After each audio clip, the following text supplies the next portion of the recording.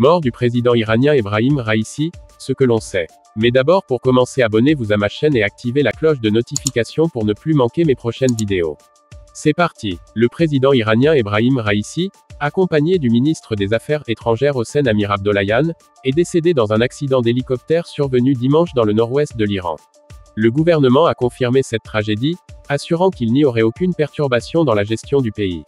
Plusieurs médias iraniens ont rapporté lundi matin la mort du président Ebrahim Raïssi et du ministre des Affaires étrangères Hossein Amir Abdollahian dans un crash d'hélicoptère survenu la veille.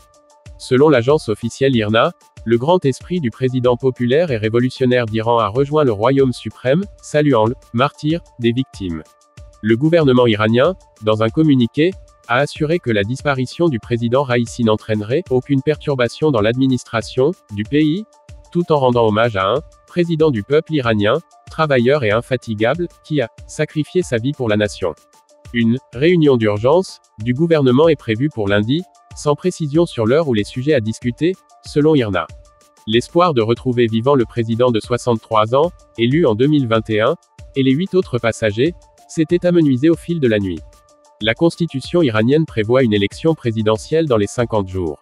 Les passagers comprenaient le gouverneur de la province d'Azerbaïdjan oriental, le principal imam de la région, le chef de la sécurité du président, et 3 membres d'équipage.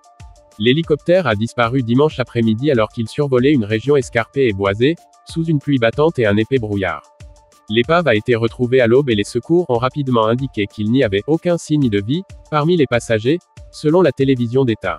La progression des recherches a été suivie avec attention à l'international, notamment aux États-Unis, en Russie, en Chine, et dans les pays voisins. Ce lundi matin, le Premier ministre indien Narendra Modi s'est déclaré profondément attristé et choqué. L'annonce de la mort du président ouvre une période d'incertitude politique en Iran, acteur majeur au Moyen-Orient, déjà secoué par la guerre dans la bande de Gaza entre Israël et le Hamas. Ebrahim Raïssi, titulaire du titre d'ayatollah, présidait la République islamique depuis près de 3 ans. En cas de décès du président, la Constitution prévoit que le premier vice-président, Mohammad Mokber, assume l'intérim avant l'organisation d'une élection présidentielle dans les 50 jours. Considéré comme un ultra-conservateur, Raïssi avait été élu le 18 juin 2021 dès le premier tour d'un scrutin marqué par une abstention record et l'absence de concurrents de poids. Toujours coiffé de son turban noir et vêtu d'un long manteau de religieux, il avait succédé au modéré Hassan Rouhani, qu'il avait battu lors de la présidentielle de 2017.